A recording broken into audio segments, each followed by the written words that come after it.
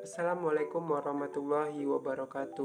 Sebelumnya perkenalkan saya Muhammad Damri, BP 2016-0016. Di sini saya sebagai moderator dari kelompok 5 Kimia Bahan Alam.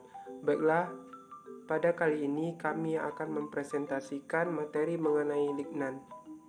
Untuk itu, sebelumnya izinkanlah rekan-rekan saya untuk memperkenalkan dirinya masing-masing. Kepada rekan-rekan dipersilakan. Assalamualaikum warahmatullahi wabarakatuh. Perkenalkan, nama saya Anggun Nulansari, BP 2016-0012 sebagai pemateri. Assalamualaikum warahmatullahi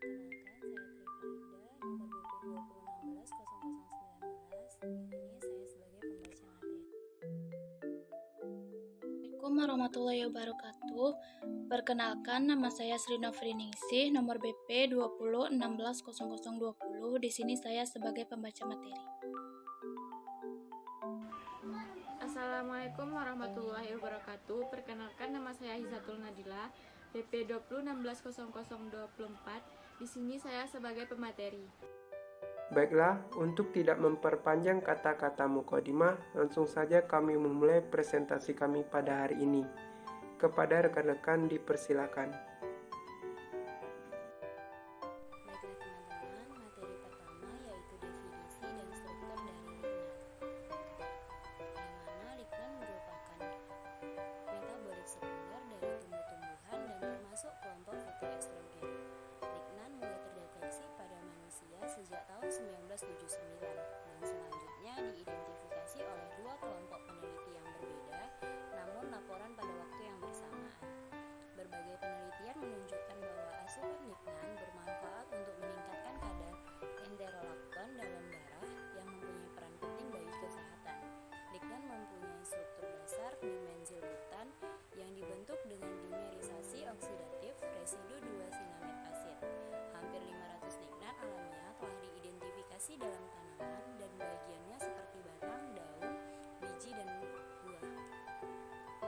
Selanjutnya, lignan secara spesifik dibedakan dalam dua kelompok, yaitu lignan tumbuh-tumbuhan, merupakan lignan dalam bahan makanan sumber, dan mamalian lignan. Sequoisolariresinol atau seko dan atairesinol atau monoman merupakan prekursor lignan tumbuh-tumbuhan atau prekursor ML yang utama dan pertama diidentifikasi. Mamalian lignan yang dikenal juga sebagai enterolignan terdiri dari enterodiol atau N dan enterolakton atau NLL. Kedua enterolignan tersebut dibentuk dari lignan tumbuhan dalam intestin manusia oleh mikroba intestin. Fungsi lignan. Senyawa tersebut dipercaya memiliki keuntungan kesehatan dalam mengatasi ketergantungan hormon, kanker payudara, kanker prostat, dan osteoporosis, termasuk fungsi otak, penyakit kardiovaskular, fungsi imun dan reproduksi. Lignan memiliki kemampuan untuk mengikat reseptor estrogen dan mencegah estrogen untuk menyebabkan kanker payudara. Radikal bebas dapat menjadi salah satu faktor penyebab kanker payudara, dan lignan berperan sebagai antioksidan bagi radikal bebas tersebut. Fungsi biologis lignan. Lignin memerankan peranan penting dalam mengantarkan air di batang tanaman. Polisakarida di dinding sel tanaman sangat hidrofilik dan permeabel terhadap air, di mana lignin lebih hidrofobik. Ikatan silang antar polisakarida dengan lignin merupakan hambatan untuk absorpsi ke dalam dinding sel. Lignin membuat mungkin untuk mengantarkan air secara efisien ke lapisan vaskular tanaman. Lignin terdapat dalam semua lapisan vaskular tanaman, tetapi tidak biopita. Mendukung opini tentang fungsi dari lignin menghambat transfer air. Meski demikian, ada juga lignin yang terdapat pada alga merah, yang merupakan turunan dari tanaman, dan alga merah juga mensintesis lignan. Biosintesis lignin. Biosintesis lignin dimulai dengan sitosol dan sintesis monoglycinol glikosilat dari asam amino fenilamin. Reaksi pertama terjadi dari jalur fenilpropanoid glukosa yang berikatan menyumbangkan air yang dapat larut dan tidak toksis, melatih membran sel menuju apoplas. Glukosa dihilangkan dan polimerisasi dimulai. Banyak hal mengenai anabolisme yang masih belum dapat dimengerti. Tahap polimerisasi, yakni pemasangan radikal bebas, dikatalisis oleh enzim oksidatif.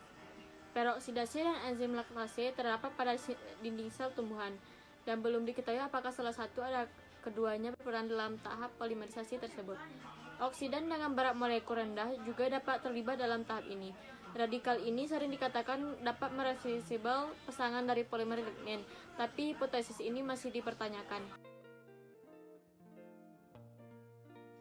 Biodegradasi lignin akan menyebabkan penghancuran peralatan dengan bahan kayu, khususnya bangunan.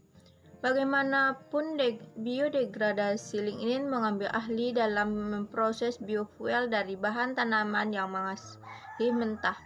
Peningkatan degradasi lignin dapat meningkatkan hasil biofuel atau menjadi faktor yang dapat meningkatkan efisiensi dari proses penghasilan biofuel. Lignin tidak dapat dicerna oleh enzim hewan, tetapi beberapa kelompok bakteri dan fungi dapat mensekresi ligninase yang dapat menyebabkan biodegradasi polimer. Proses biodegradasi tersebut masih belum dapat dimengerti secara spesifik. Jalur degradasi tergantung pada jenis kerusakan kayu, enzim dan yang berperan dapat menambahkan radikal bebas untuk reaksi depolimerasi. Berikut ini gambar dari biosintesis lignin. Aktivitas biologik. Berbagai aktivitas biologik enterolignan telah banyak ditemukan dalam 2 dekade terakhir. Enterolignan atau mammalian lignan merupakan metabolit lignan makanan yang papan aktif pada manusia. Berdasarkan strukturnya, diketahui enterolignan mempunyai aktivitas antioksidan dan aktivitas hormonal. Aktivitas antioksidan. Penelitian yang telah dilakukan menunjukkan seco-diglukosida, EN dan END mempunyai aktivitas antioksidan. Seco dan END merupakan metabolit SDG yang mempunyai aktivitas antioksidan yang paling tinggi. Enterolignan mempunyai struktur yang tersusun dari 2 cincin fenol-bifenolik yang merupakan struktur yang bersifat antioksidan kuat. Kemampuan antioksidan dari enterolignan diidentifikasikan pada penelitian di mana didapatkan rendahnya kadar ENL serum mempunyai hubungan langsung dengan peroksidasi lipid yang tinggi. Aktivitas hormonal. Enterolakton merupakan salah satu fitoestrogen. ENL mempunyai struktur kimia menyerupai estrogen endogen. Enterolakton mempunyai aktivitas agonis estrogen atau antiestrogen yang aktivitasnya tergantung dari konsentrasi estrogen endogen. Kesamaan struktur enterolakton dengan estrogen menyebabkan enterolakton dapat berikatan dengan reseptor alfa dan beta estrogen. Namun dengan afinitas yang lebih rendah dibandingkan estrogen endogen, enterolakton dapat mempengaruhi enzim yang berperan dalam pembentukan hormon estrogen.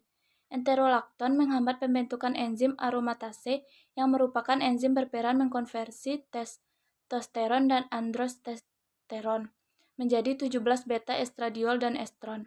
Enterolakton juga menghambat produksi enzim 5-alfa reduktase dan 17 beta hidroksisteroid dehidrogenase. Enzim 5-alfa reduktase berperan mengkatalisis sintesis 5-alfa dihidrotestosteron dari testosteron dan 17 beta hidroksisteroid dehidrogenase mengkonversi testosteron menjadi androstenedion. Golongan lignan. Senyawa lignan sendiri merupakan senyawa golongan polifenol alam yang secara biosintesis termasuk ke dalam senyawa turunan asam amino protein aromatik, yaitu fenilalanin dan fenilpropanoid. Fenilalanin adalah salah satu jenis asam amino yang menjadi komponen penyusun protein di dalam tubuh. Molekul fenilalanin memiliki 2 bentuk, yakni L-fenilalanin dan D-fenilalanin. Keduanya sebenarnya hampir serupa, walau memiliki struktur molekul yang sedikit berbeda. Fenilpropanoid merupakan suatu kelompok senyawa fenolik alam yang berasal dari asam amino aromatik fenilalanin dan tirosin. Golongan senyawa ini adalah zat antara dari jalur biosintesis asam sikimat. Berdasarkan strukturnya, fenilpropanoid memiliki cincin fenil yang menjadi tempat melekatnya rantai samping 3C. Senyawa fenilpropanoid adalah senyawa memiliki kerangka aromatik fenil atau C6 dengan rantai samping propanoid atau C3, sehingga jumlah total karbonnya adalah 9 dan disebut C9 atau fenilpropanoid dan kelipatannya. Baiklah, cukup sekian presentasi kami pada hari ini. Lebih dan kurangnya kami mohon maaf. Wabillahi taufiq wal hidayah. Wassalamualaikum warahmatullahi wabarakatuh.